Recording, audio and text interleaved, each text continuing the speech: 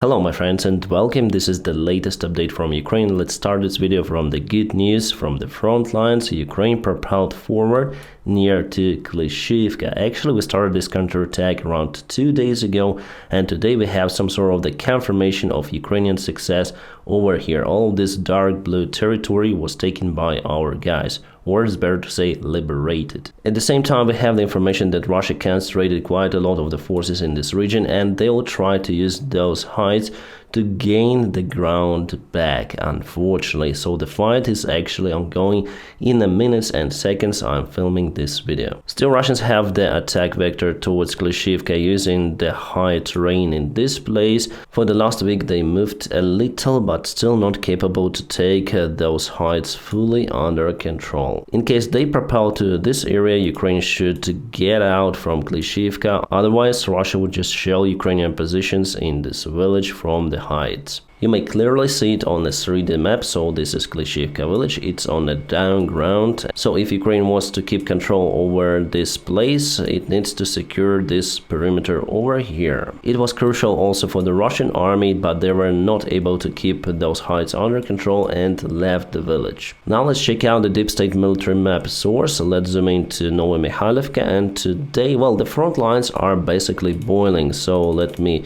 show you the timeline. It was like that, then Russia assaulted, then retreated, and again gained the territory over here today. So the attacks are coming from both of the sides, counterattacks. Everything is so active on the front lines, even though we don't have the significant movement of the front line. This road leads to Novomikhailivka from the Russian positions. Here you can see the Russian BMP or something like that, and later on it was caputed with the help of the FPV drone. So it's like that. On the way there are dozens of the Russian armored vehicles and tanks, as usual, in every direction of the front lines. So here we go, Russian convoy totally ambushed in this place. There is one more Russian success near to Bogdanivka, so they took the ground there, unfortunately. So it was yesterday, it is today. One field, or the part of the field, was taken. Here we speak about the Bakhmut and the Bakhmut region. Russia started their assault towards Chasiv Yar. In Avdiivka town, the fighting continues. Near to Stepovo, Russia tries to attack again and again. Ukraine is using the active defense in the area, sending more and more reinforcements, because we don't have the robust defense line, so it's so flexible in this place. It's bad because we have to use more forces in this case, so Ukraine wasn't really ready for this Russian assault towards Avdiivka, as Russia was ready on the south this year, preparing for the Ukrainian counter-offensive operation. And we have the video from the drone. Ukrainian Bradley is in action in Stepovo, so Russians claim that they've took this village under control, but still you see that the fighting is ongoing just over there. Ukraine also uses the cluster shells and other ammunition in this place, plus FPV drones are helping a lot. And this is the Russian classical armor, so here you go with two of those units. They use them instead of using the grills or the wood on top of their armored vehicles. I wonder if it's effective or not, but this drone definitely tested that armor. The new type of the Ukrainian drone was found in the Russian-controlled territory today. This is the very interesting construction with the jet engine, so it may fly, I think, very fast. Russian Federation says that it's the fake target that the Ukrainian side launches to protect their aviation. Well, that's great. Russia went on one more suicide attack near to Spirna. They have a couple of the armored vehicles and some of the infantry, and what happened to them is this. So they completely lost not the BTRs but BMPs, because BTRs have wheels and BMPs do have caterpillars. In the current situation with the weather, it's better to use BMPs. For Russia in this case, it doesn't really matter. The Ukrainian battle motor wagon BMW E38 is in action again. They fire some of the rocket artillery shells, and believe me or not, they reach the target on the Russian occupied territories. It's not precise, but still. But we have more units from Germany, not just BMW vehicles or something. We'll have more Gepards and other stuff delivered with the new military package. Awesome, Germany, thank you so much for your support. About the worst day for the Russian Air Force, officially Russia hasn't recognized that they lost 3 of the Sukhoi 34 tactical bombers, but we have the information about it from the Russian social media sources. They admitted that they've lost 3 of those airplanes. partially we have the confirmation from some of the images, but yet there is no image of the burning airplane on the ground. Nevertheless, I'm sure that Russia lost 3 of those. Today, President Zelensky also confirmed that. He said that we got the confirmation from our air defense, and I believe that we used the Patriot systems for that, or system. Some of the Russian affiliated media sources start to say that it was the friendly fire, but no, it was the Ukrainian planned attack on the Russian airplanes. About F-16s, Russia said that they will target NATO airfields in case they will launch F-16s over Ukrainian territory to fight against the Russian forces. So the base for those airplanes should be in Ukraine, but still for some of the maintenance they might go to the Western countries. You just cannot avoid that, and Russia says that it's against the law of war or something like that, so they will target the NATO airfields. It is nothing else but bluffing, and Russia will never do it. But the main problem for Russia are not the F-16s, but their funds, which were freezed in the Western banks. The situation with frozen Russian active is escalating day by day for Russia. The White House administration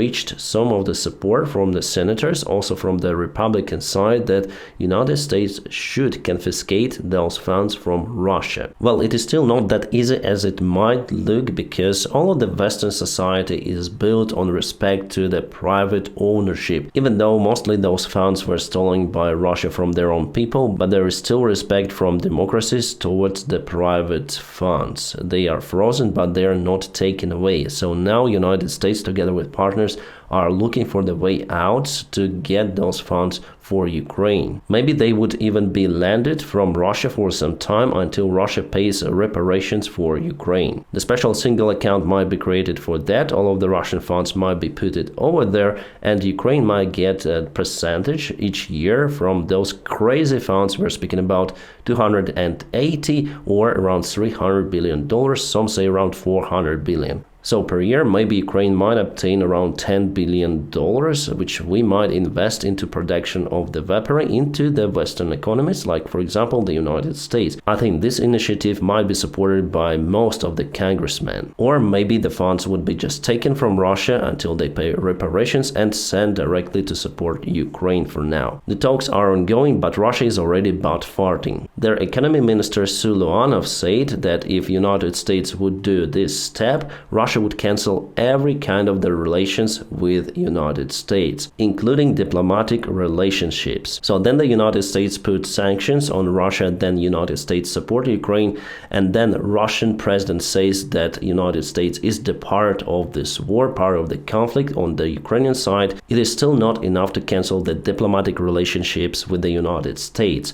But if we speak about money, it shows again that this war is about money for Russia. Mostly they take care about money. They take care about their frozen funds in the United States and Europe. You may say that they already have enough, but you know, human greed has no borders. Especially Putin's greedy. He is now very upset about it. Well, still it's not catastrophic for the Russian side. After all, they have the income from the oil, but that might be also under the question because the United States are now working in providing more sanctions on the Russian oil, cutting the involvement of the United States dollars in the Russian oil schemes. It might be a huge torpedo that will target the Russian economy. Moreover, the Russian funds would be spent to support Ukraine, so Putin was victorious for the last months or something when he saw that Western countries cut the support for Ukraine, especially the United States.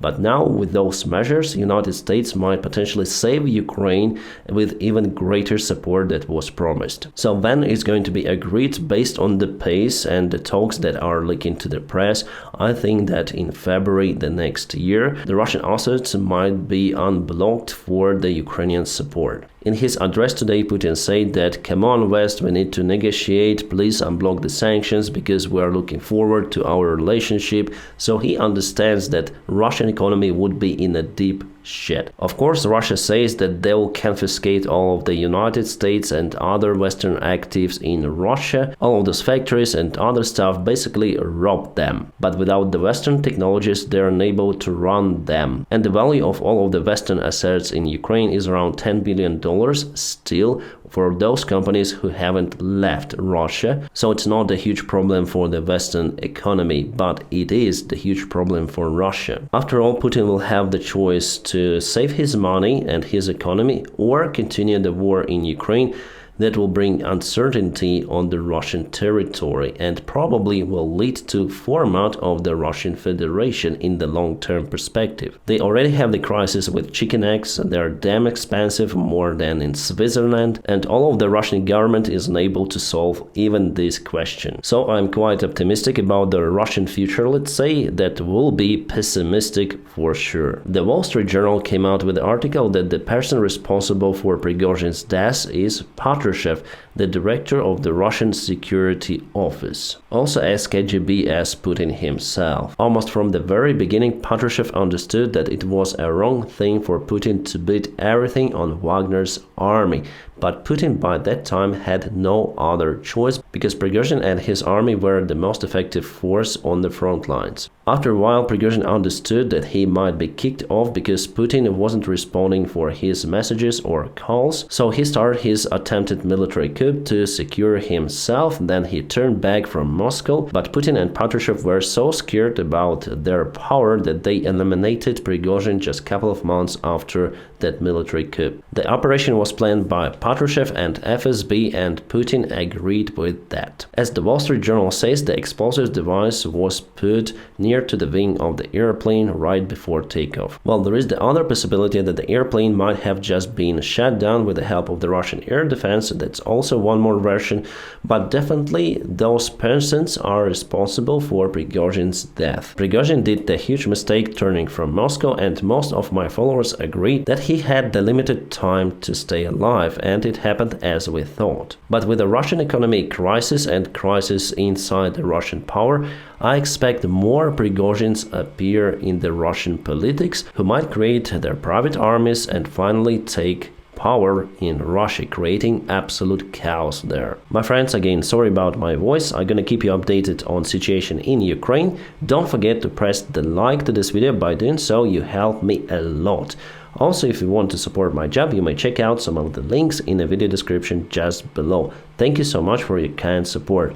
My friends, I wish you all a peaceful sky wherever you are, and have a great time.